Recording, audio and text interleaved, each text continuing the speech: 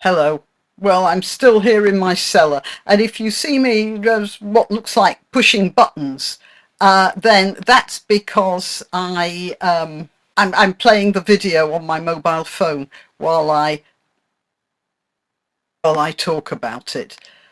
All right. Well, when I made the video about the Danny Baker tweet, I played a short clip from a Newsnight program, an interview with someone of whom I'd never previously heard, introduced as a former BBC presenter called Henry Bonzu. And first of all, apparently he's a psychic What do you because... think, or what was going through his mind when he decided this was okay to post? So obviously Henry Bonzu is a psychic who can read people's minds. I want you to bear this in mind while you listen to the rest of what he says. And then I want you to look at that self-satisfied smirk. It's difficult to know because although I worked at BBC London at the same time as Dan, I mean, he bestrode the studio like a colossus and I was just some kind of minnow floating around.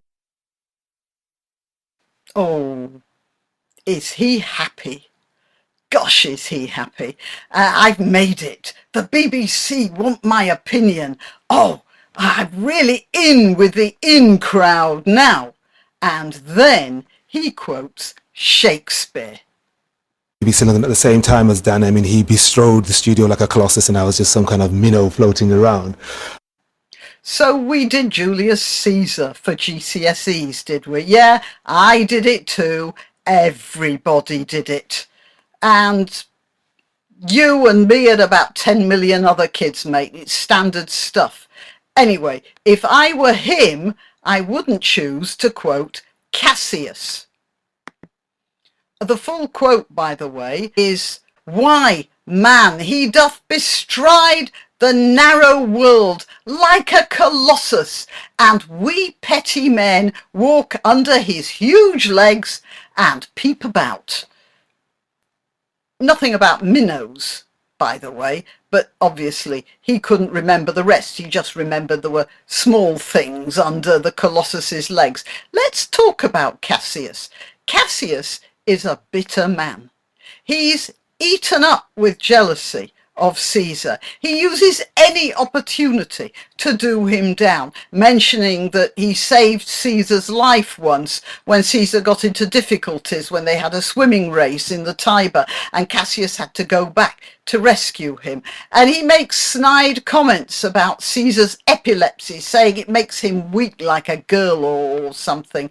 Not a nice man at all. And this guy is quoting Cassius. For sure, Cassius clothes his jealousy in high-minded idealism. Caesar wants to be emperor after all, or rather, everyone's afraid that Caesar wants to be emperor, and Cassius, oh, he's a republican. You know, if you handed him power, he wouldn't take it. But you know quite well that all Cassius really wants to do is stick a knife into Caesar. Just like this guy, Henry, wants to stick a knife into Danny Baker. And then... He is very, very fluent and very impressive. But I come to bury Danny, sadly, not to praise him. But I come to bury Danny, not to praise him. Another quote, this time from Antony's speech at Caesar's funeral. You know, the one that starts... friends, Romans, countrymen.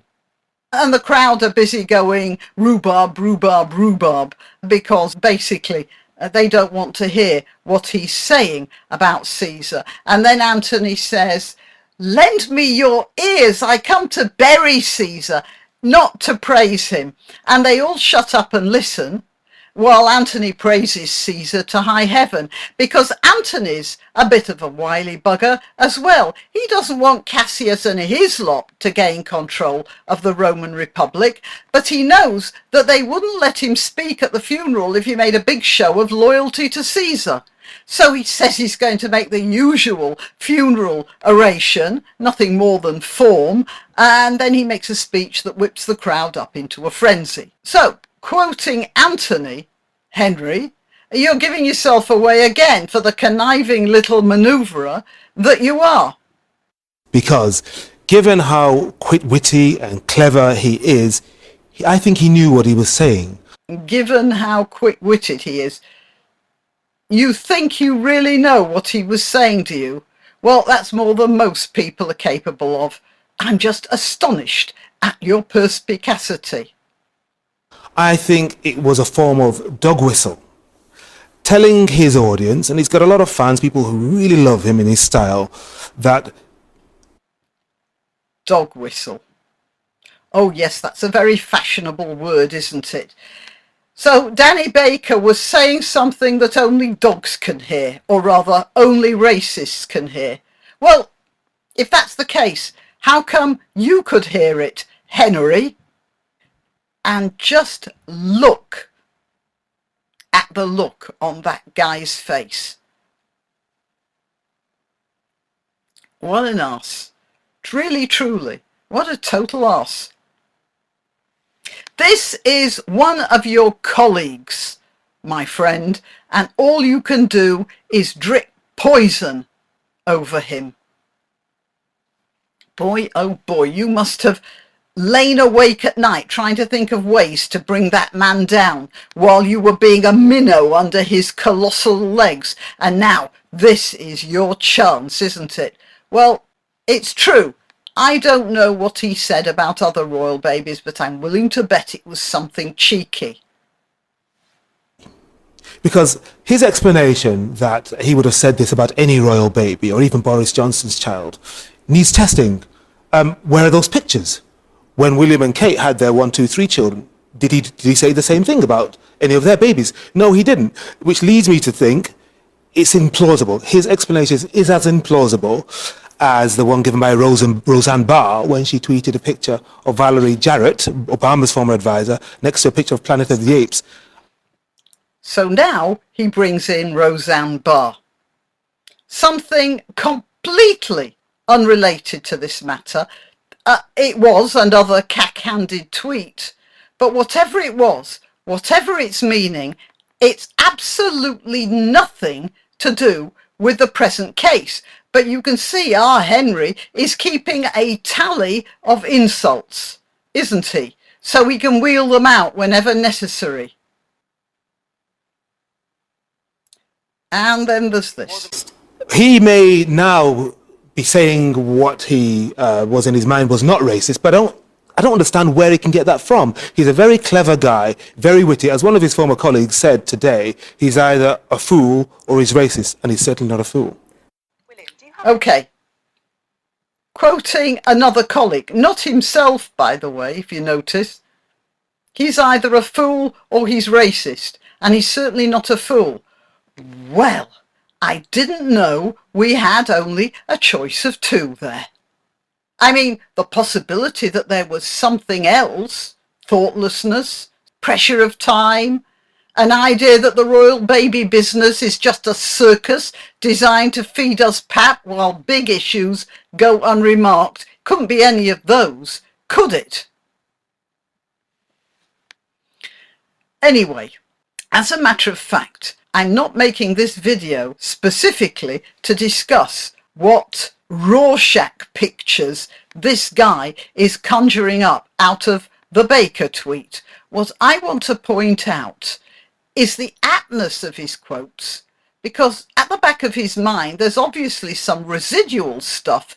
He must have had a good English teacher who was discussing with the class not the political issues or the action parts of Julius Caesar, but the importance of the mob in the play. Lots of critiques of Julius Caesar point out that it was written at the very end of Elizabeth's reign, when there were a lot of people worrying about who would come next after she died. So critics often say that it's a play about the uncertainties of political life, around political manoeuvring and the dangers of factionalization. And so it is. But it is also a play about the importance of moving the mob with you. If you can get a mob that's big enough, you can change the direction of a country. The play begins with a mob of ordinary working people all coming out and cheering for the triumphant Caesar. And the first characters to appear are friends of Cassius, and they're haranguing the crowd, reminding them that only a few months before they were all out cheering for the recently defeated Pompey.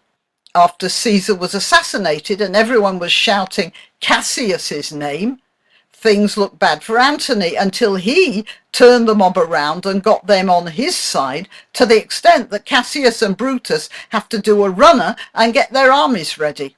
But none of this would have happened if the Roman mob hadn't already been on Antony's side. Julius Caesar is a play about how turning the mob is as important as winning battles, and giving the people what they want to hear is as important as fighting prowess. It's quite a thing to think of when you think about Twitter mobs nowadays, and we all have to remember that the mob can be an extremely unpredictable, dangerous and vicious animal. And that was as true for Shakespeare as it is for us today. There's no way he couldn't have known that tweeting a picture of a chimp after a mixed race baby was born was anything other than racist. Was anything other than racist. Was anything other than racist. Was anything other than racist. Thanks for listening. Please like and subscribe, and if you wish to donate, click the subscribe star link, where you can make a one-off payment or set up a regular contribution, or I have a PayPal account at grannyopteryx@gmail.com. Till next time.